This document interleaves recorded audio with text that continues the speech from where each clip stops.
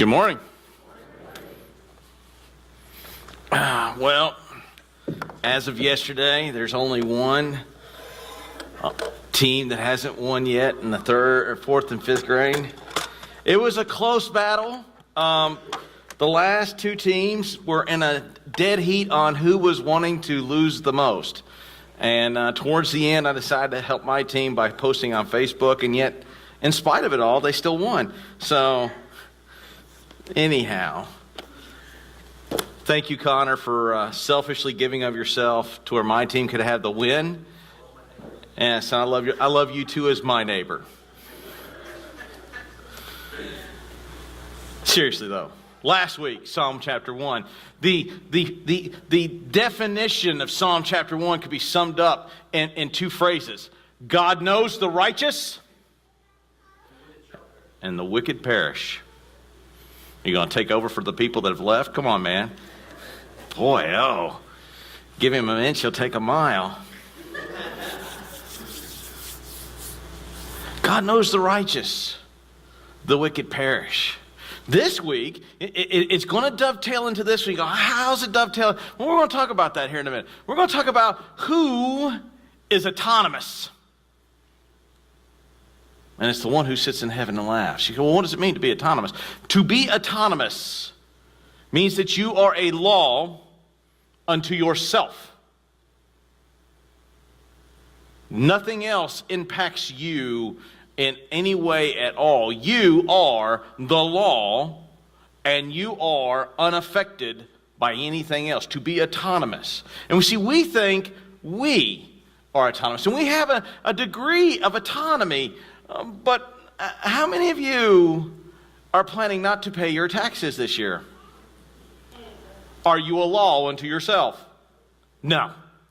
How many of you, when you leave here today, are going to go and spend beyond your budget? Well, you could. Well, I can. That's right. And then the bank is going to do what? Take your money. See, we have this false sense of autonomy. And this is what Psalm chapter 2 is going to address. It's going to talk about the nature of man and the nature of God. And see, we believe we have this all-present autonomy where we make God do what He wants or we want Him to do. And the fact of the matter is, the God who sits in heaven, He chortles at you. He chuckles at you. We'll talk about that here in a minute. Let's look at the passage. Why do the nations rage and the people plot in vain?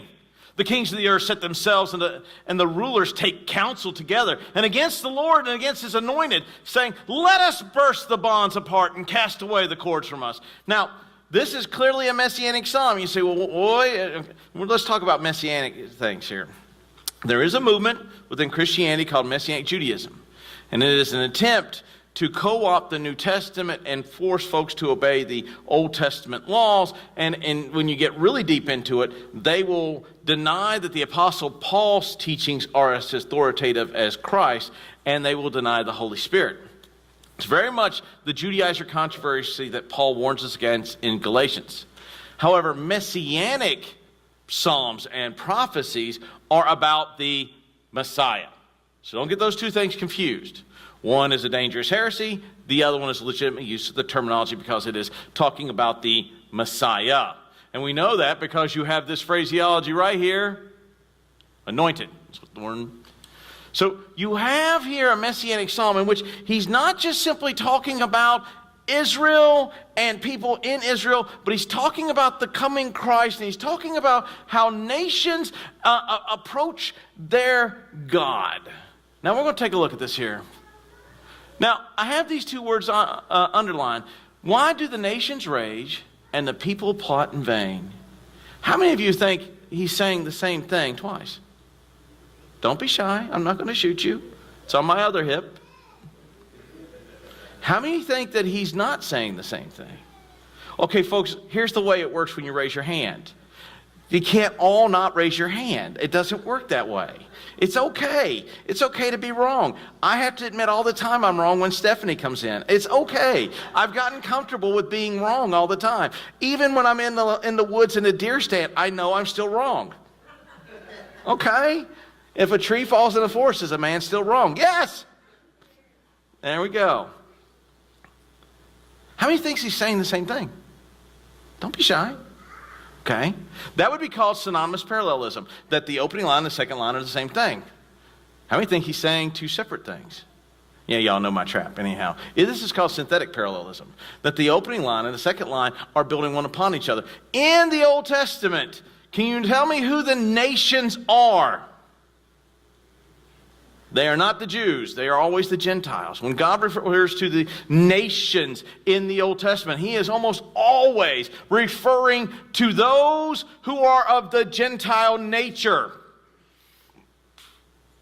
When he talks about the people, he is talking about his people.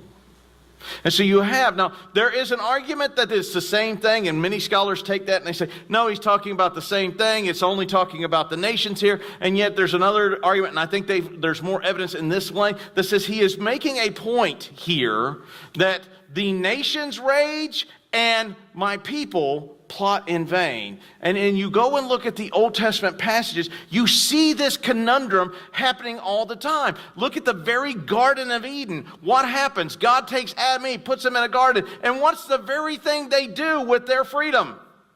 They sin. They make themselves autonomous, a law unto themselves. They are tricked by the devil, and they sin. What happens when you have the story of Noah? What causes the story of Noah? The nations come together and say, let us build a tower to where we can reach up and go, hey God, come do some cool stuff. Now, I want you to think of the insanity it is to build a tower to reach to heaven. That's like 5th grade, 4th grade, 3rd grade thinking. I mean, it's kind of interesting how it thinks. And the idea that everyone came together and go, you know what? That's a pretty sound idea. Boggles me to no end. But that was the plan. Move forward amongst the children of Israel, amongst the 12 brothers. What happens? They plot against one and sell him away, and then they plot, and you see this constant surge and ebb and flow where we and the nations are in a constant rebellion against God. We are in constant war. This fits with actually the argument Paul makes in Romans chapter 1, 2, and 3. The nations are without excuse. The Jews are without excuse. Why? The nations are without excuse because God has revealed himself in all of nature. The Jews are without excuse because God has revealed himself in his word, and both went, it's theological for no. It's actually in there. The kings of the earth set themselves, and rulers take counsel together. The kings say, I've established me. And then they begin to talk amongst each other about how smart they are. The smartest among us is an absolute fool before the Almighty God. I'll give you a great example. Every now and then you'll see me share a post from back in 2011 and 12. Caroline and Kimberly were very young, and I began a little morning story about bacon ninjas. And what has happened is it began with Kimmy. And Kimmy, one day I was eating bacon, and here's the thing. I eat enough bacon and drink enough coffee that I am immortal. Because if you look at those studies that say that bacon causes you to live longer, and so does coffee, I am an immortal. The only way you're going to get me is to tail it off my head, because there can only be one. If you know the reference, you can chuckle. If you don't, go watch the movie Delight. It's great. Where's Delight? Come watch the movie with me, Highlander. It's a great movie. No, it's not. It's a B movie, and it's not even a good B movie. It's just not. But anyhow, I'm immortal because I eat enough bacon, drink enough coffee, I'll live forever. So, that might be great news for some of you, and the rest of you are like, oh, no. So anyhow, here I am, I come back, I get up, I go do my PT, I come back, and Mommy is making bacon and eggs, and she always makes me bacon and eggs, and that's because that's what I like to eat for breakfast every morning. I don't need any necessary vitamins. They're unnecessary vitamins. They don't give me vegetables. Well, Kimmy steals my bacon.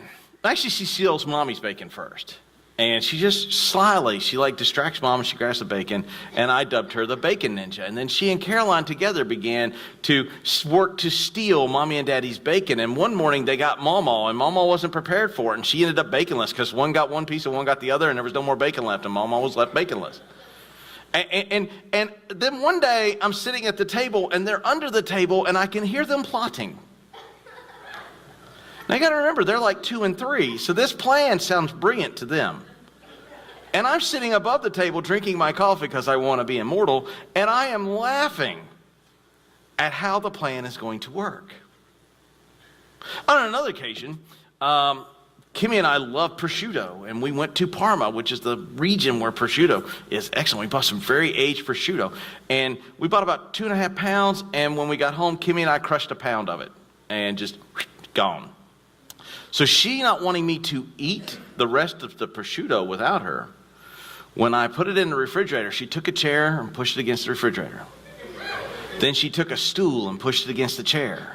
And then she took her chair and pushed it against the chair. And there's a picture every now and then I share where it's like 5 deep, thinking that Dad now can't get the prosciutto.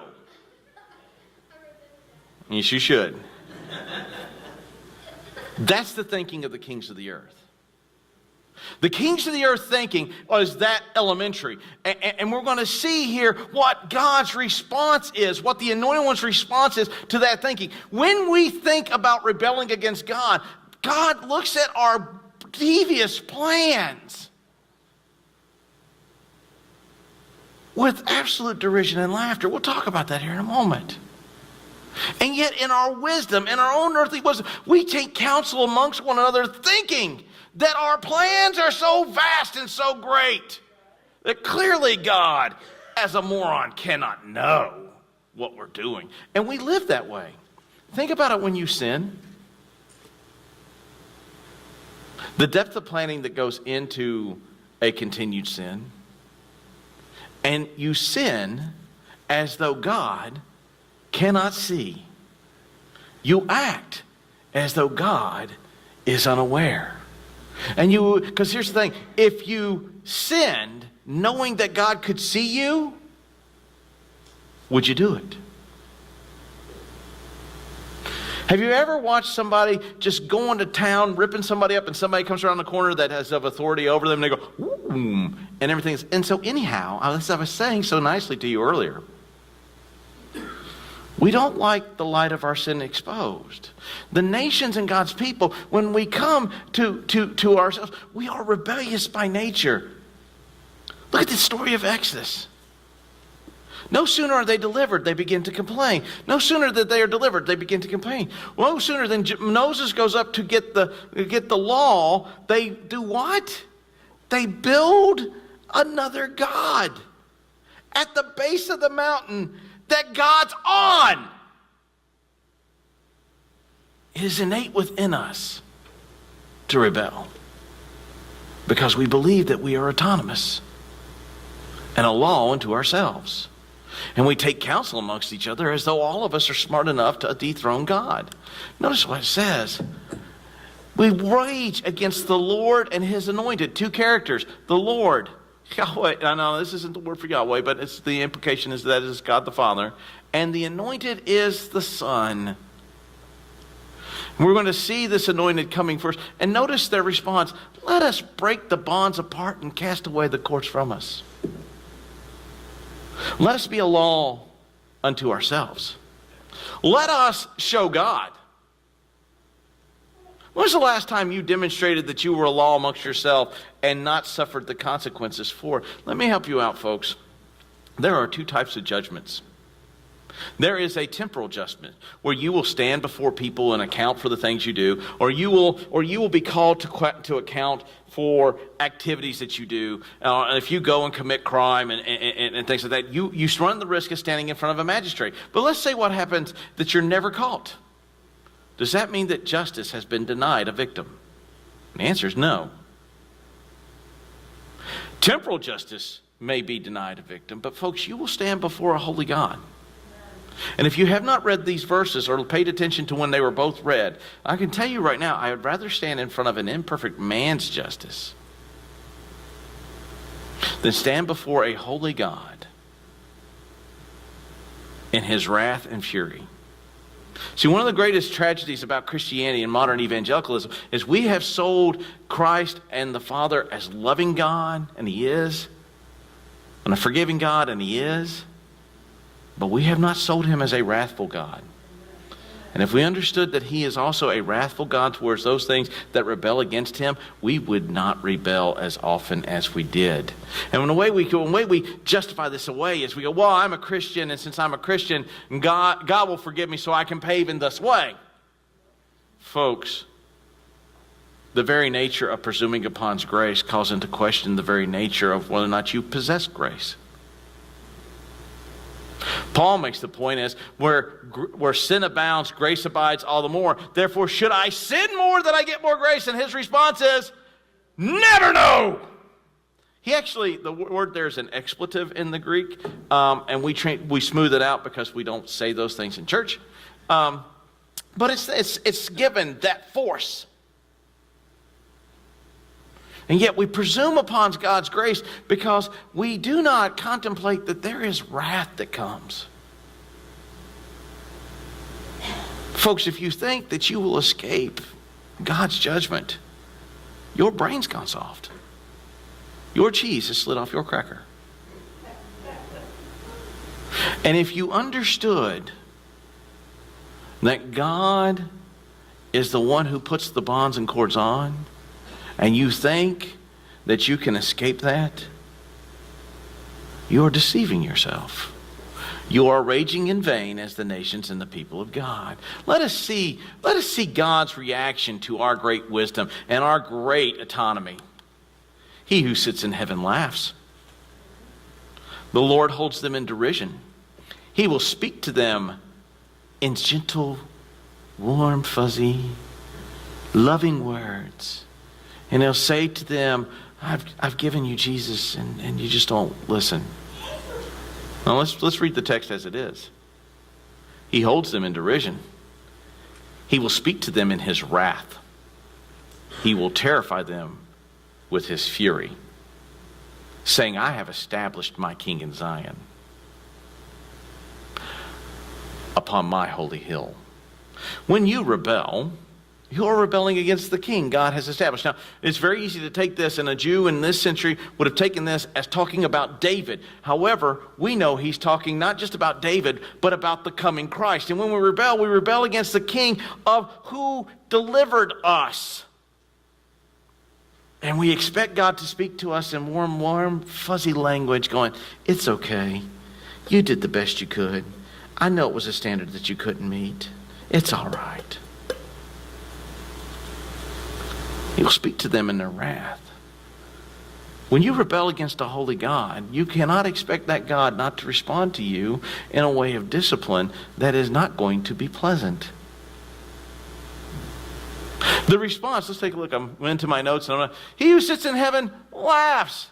He chortles at you.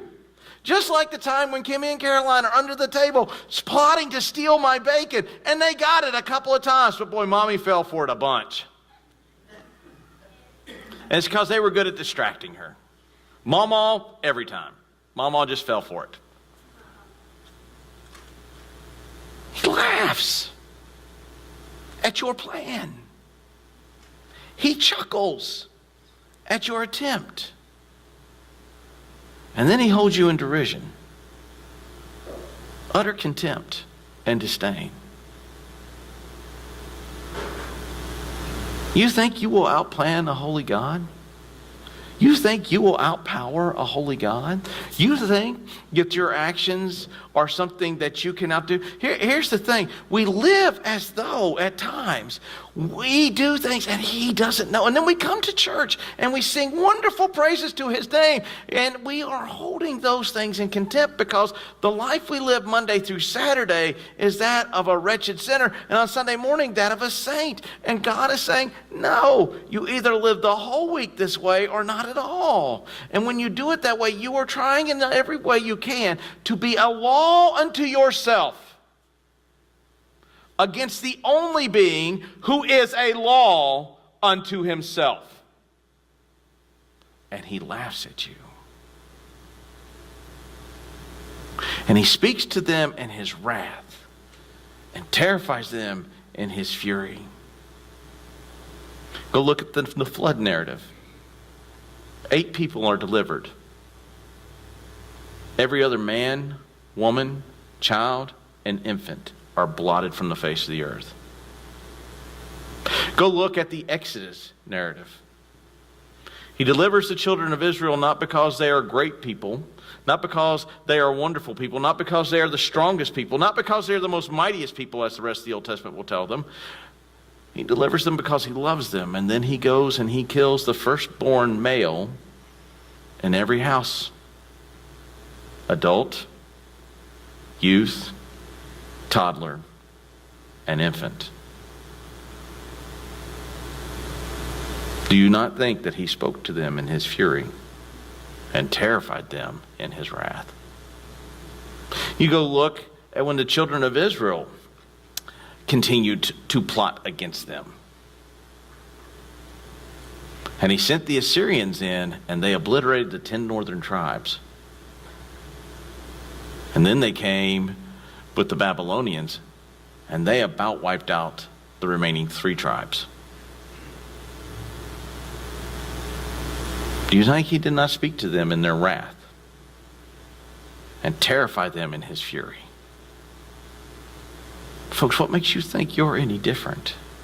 Well, I have Jesus. Great. When you sin, you presume upon the grace that Jesus brings. And as you continue to sin in willful rebellion, where you say, I will cast off the bonds of God, but I still want that insurance policy. Here's the thing is, you have to call into question whether or not that insurance policy is really a valid policy. Because to become a Christian, there should be a radical change in life. If there's no change from the time you say a prayer to after you say a prayer, and you live a life as no different, then one must ask themselves whether or not there was a radical change within the heart, or one just said words. And if you are a believer, but yet you have chosen to rebel and be in such a way and expect that God is going to continue to be a cosmic grandfather that's going to go, that's okay, I understand, don't worry, it's okay. Hold on a second here, I lost my time clock because, I don't want to share it, don't go longer than the Methodists. I probably will. Don't get your hopes up. And you think you can escape that? That's not the case. Notice what he says. As for me, I have set my king on Zion, my holy hill. I have placed my anointed king there. Now, some will think that this is David. Again, this is a messianic psalm. So if you're a Jew reading this in this time period, that's exactly what they're thinking. But as you look forward in the understanding of the New Testament, we know that this has a greater fulfillment. And so God has set his son, and his son has come and has died for our sin. Yet, he demands a holy living, and he demands a holy walk, and he demands that we do not rebel, and he demands that we obey, not because there are bad things to come. That's not the reason why we do so. We obey out of love for him. But should we choose to rebel, understand that judgment comes swift. Do not think that because you praise the name on Sunday morning that that's an insurance policy that covers your sin throughout the week. I will tell you the decree. The Lord said, you are my son. Today I have begotten you. Notice the language right there. I want you to listen to this language. Is there language used to somebody else? Is this language used to somebody else? The only begotten Son. Thank you. Ask for me, and I will make the nations your heritage, and the ends of the earth your possessions. I shall break them with a rod of iron and dash them into pieces like the potter's vessel. Oh, that's scary, dangerous. All right? Let me go back, make sure I haven't missed something here. Nope, I haven't. Okay. Let us move forward. I will give a decree. You are my son. Today I have begotten you. This is my beloved son in whom I am. It is said of whom? The Messiah, the Christ. Here the nations rage in vain, and you now begin to see in the messianic promise that comes through Christ that not simply just nations in general. If you want to bring this down, since he's bringing the microcosm down to Christ himself, who also amongst the nations rage in vain against this very Christ? Well, you have Herod, who pursued to kill the Christ child, not wanting to be usurped as king. You have Pontius Pilate, who will sentence him to death. You have the Jews amongst the Sanhedrin and the Jews in the city that yell, crucify him, crucify him, crucify him. There is no God, there is no ruler other than Caesar. You see how this microcosm begins to come down. The God's chosen people who then rebel and demand his death. The Gentile nations who've tried to kill him. And you see that this God is on his own heel. And he is begotten, not made. And look what God will do. I will make the nations your heritage, and the ends of the earth your possessions. In this phrase, who is autonomous? Is it you? You are the nations that are his heritage. You are the thing that he possesses. If you are possessed, are you autonomous? Do you have a will where you are a law unto yourself if you are owned? And the answer is no. So who is autonomous? The one who is begotten. He has a will and a law unto himself.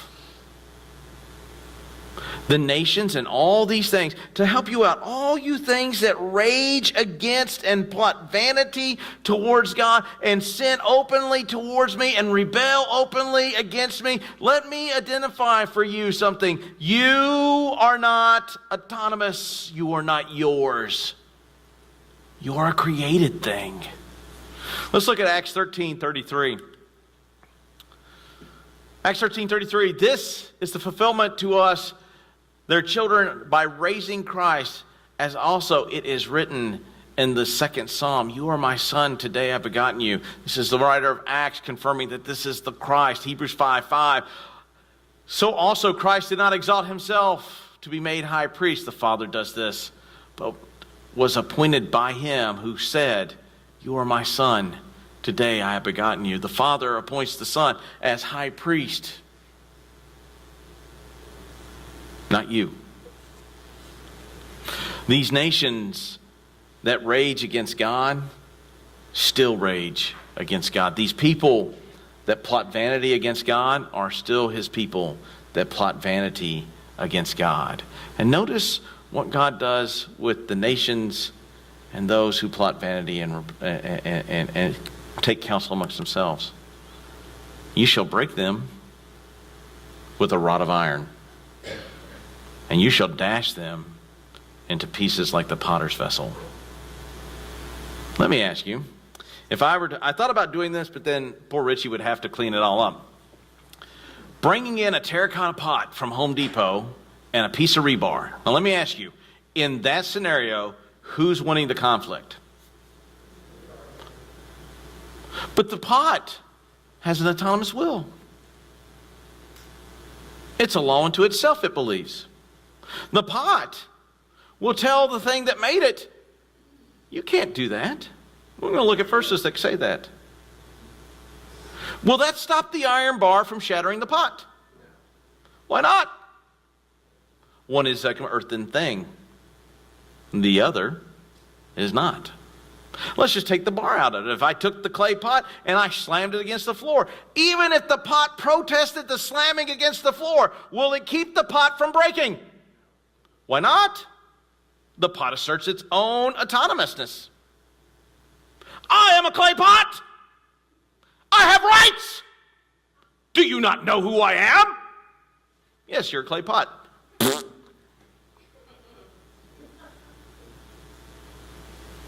When I say it that way, it sounds so silly, does it not? Let me help you out. Do you know who the clay pots are in this room? All of you. All of you. And yet you have the gall and the unmitigated gall to look at the pot, the maker of the pots, and go, I am a clay pot! Do you not know who I am? Yep. Let's take a look at this. Isaiah 29:16. You turn things upside down. Shall the potter be regarded as the clay, that the thing made should say of its maker, he did not make me? Or did the thing formed say to him who formed him, he has no understanding?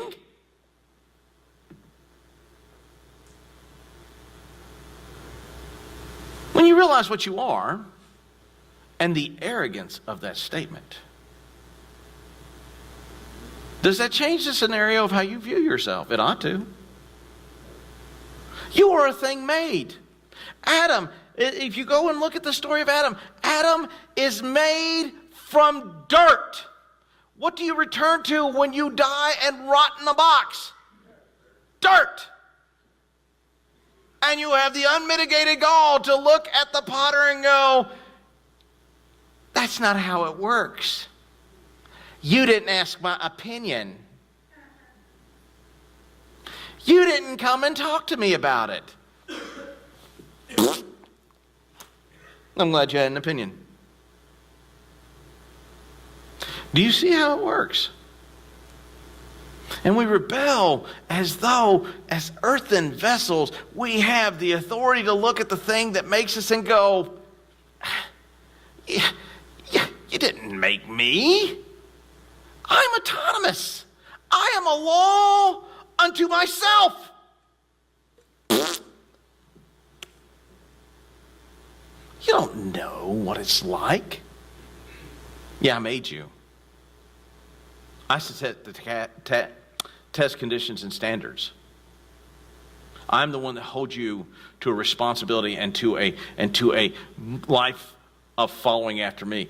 I am the potter. You go, well, that's a silly conversation because pots can't talk. That's a silly conversation because pots can't talk. That's what it says in Romans 9. Has the potter no right over the clay to make out of the same lump one vessel for honor and the other for dishonor? Does the potter not have the right to make the vessels as he chooses? He does, because he's the potter. And the pot has no right to look at the potter and go, that's not how this game's played. That's just not how it's played.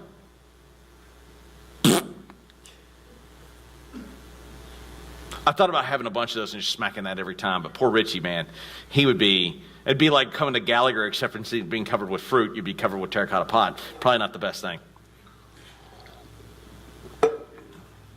Does that help us out on who is autonomous in this room now? Hint, it ain't us clay pots. Now therefore, O kings, be wise, be warned. The rulers of the earth serve the Lord with fear and rejoice with trembling. Kiss the Son, lest he be angry with you and you perish in the way. For his wrath is quickly kindled. Blessed are those who take refuge in him. I love how it ends right there. It's like going, blessed are those who are his. The rest of you that are not his, guess what you become? Clay pots that he smacks out of the pot. Now therefore, O kings, be wise, be warned. Therefore now, O people, be wise and be warned. You are a thing made. You are a thing created by an autonomous being. You are not an autonomous being. You have no right to look at the potter and say, why dost thou make me this way? He makes us the way we are made. When we stand and assert our autonomous nature, the God in heaven looks at us and he laughs and holds us in derision. Why? Because the thing made looks at the thing that made it and said, thou hast no right to make me such. Now this gets over into the issue of the problem of evil. And here's the thing. I believe there's no such thing as purposeless evil, which means all evil must have a purpose. Now, you may not like that concept. Too bad. You may not like the concept that you are not an autonomous being. Build a bridge and get over it. There are texts that constantly make this statement to you. You may not like it. but it is as it is. Be wise, be warned. You have now heard how God views you when you rebel. You have now heard how God holds you in contempt when you plot to cast off his bonds, when you plot in sin, when you plot in vanity, when you plot to do harm to another image bearer, when you plot to do evil things in the deep, dark, secret parts of your mind. And trust me, folks, if you're like me, there are deep, dark, secret places in your mind where you are capable of such vicious evil. And you think because it's in your mind, because no one else can hear the totality of the evil of your mind, that no one hears the totality of the evil in your mind. And folks, there is one autonomous being that knows every random thought that crosses my mind. And I will stand before him and account for every random thought that crosses my mind. And that should absolutely terrify each and every one of us. But the good thing is, he has set his anointed one on his holy hill. And in so doing has prepared a means of salvation for us. And this is a great thing that happens. Because left to our own devices, we are clay pots that he crushes because of our wrath that we incur because of our rebellion. Notice what it says: serve the Lord with fear, rejoice with trembling, kiss the Son lest he be angry with you. And he's talking about proper worship and the proper way to worship him. And here's the thing: when I say that, instantaneously half of the room went keyboard and drums, and the other half went hymns and only piano. I know it. He's not talking about any of that. First of all, let's begin with fear of the Lord. We have been taught in our circles that the fear of the Lord is reverential respect. I want you to go back in every Old Testament account where the Lord presented himself. Let's go to Gideon. Here's Gideon in the wine press. The angel of the Lord, which is the second person of the triune God who's appeared in what we call pre-incarnate vision of Christ, comes and presents himself to Gideon. And Gideon doesn't go, I reverentially respect you. You know what Gideon's response is? Oh, I'm a dead man. Manoah in Judges, Samson's dad. When the angel of the Lord comes and visits Manoah, do you know what Manoah says? Oh no, we're going to die. Go and look throughout all the places. When God shows up, people don't go, I reverentially respect you. I'm so glad you're here. No, they all think they're about ready to die. You know why they think that? Because they are before a holy being, and they are instantaneously aware of their lack of holiness, and the fact that the demands of God towards sinful things is that of death. If you serve the Lord with the fear of the fact that he is holy and you are not, would you behave the way you behave Monday through Saturday? Or let's just say Monday through Sunday. I know that if I actually kept this as a forethought in my mind, I probably would not be the jerk that I am at times. Because if I understood the fear of God in its totality, that should terrify me.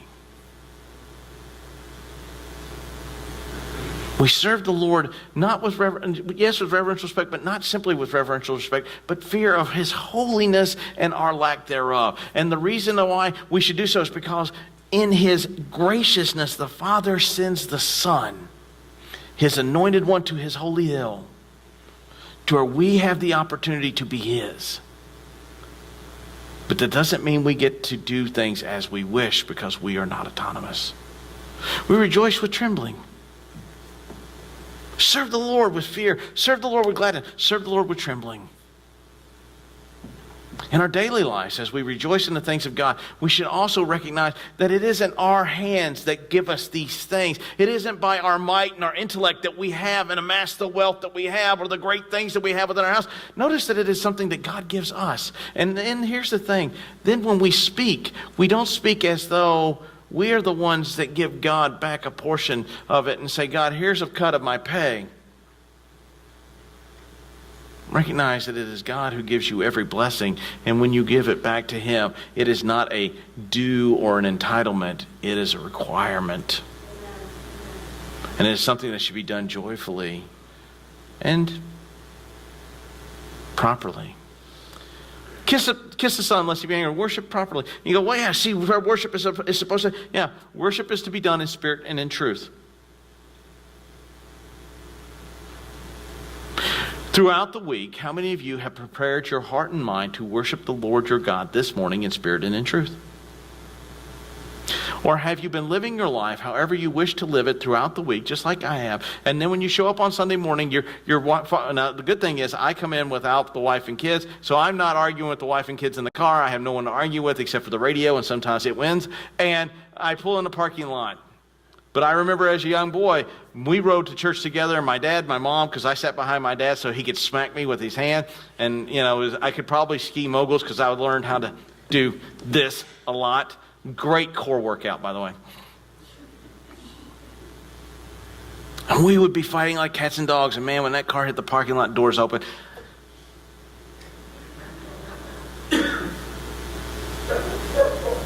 Is that proper worship? The answer is no.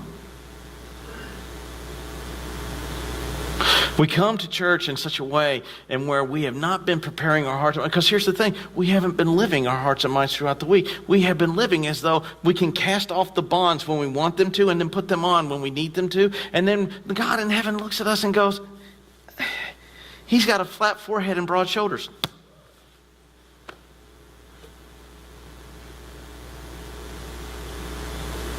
In the graciousness of the God of the universe, in the midst of our flat-out rebellion, in the midst of all the things that we do, in the midst of every time, even as God's people, even when before we were God's people, even in the midst of all that rebellion, where we have cast that all off, He sends His Son, His anointed one, into this world to take up His place on His holy hill. And in the midst of His coming, guess what we as people did while He was here? We yelled, crucify Him. And in spite of that, while we were enemies to Him, He dies for us. While we were open, hostile combatants with Him, He dies for us. While we were kept in the dominion of darkness, He came and He rescues us. And in all that He has done for us, we still turn around and we try to break off those bonds as though we are autonomous things, instead of submitting to the will of the only autonomous being in the universe. Blessed are all who take refuge in Him. God knows who are His, and that should bring us great comfort in the midst of trial, because we are His.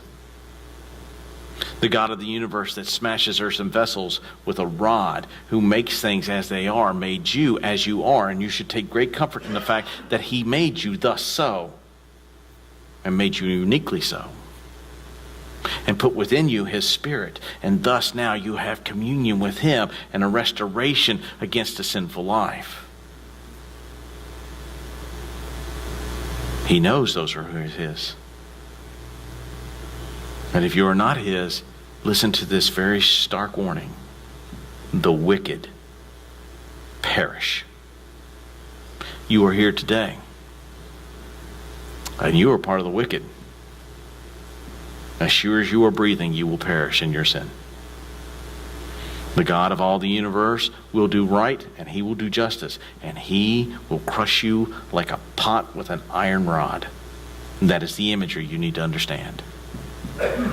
In your rebellion, you have incurred the wrath of a holy God, because you have asserted your autonomousness over a being who is truly a law unto Himself. You are a believer today but you have lived a life in flat-out rebellion. I want you to understand that you are not a law unto yourself. And every time you assert that you are, you incur the wrath of holy God. And while, yes, he has died for your sin, understand that you will keep heaping upon yourself wrath upon wrath. And judgment day comes. And you will stand before him and account for your behavior. There is no escaping that. The great thing for those of us as believers is upon that we know that the blood of Christ will cover us, and our advocate, the Son, stands and says, I have covered those sins. But folks, you still account. It's not an insurance policy that goes away. If you're here today and you know not Christ, I invite you to come forward. Let me talk to you about the saving grace of a loving God, but also the justice of a wrathful God. You've been living a rebellious, sinful life as a believer. I ask you at this time to repent of that. Quit being what you think you are and understand exactly what you are. Serve the Son and rejoice in him.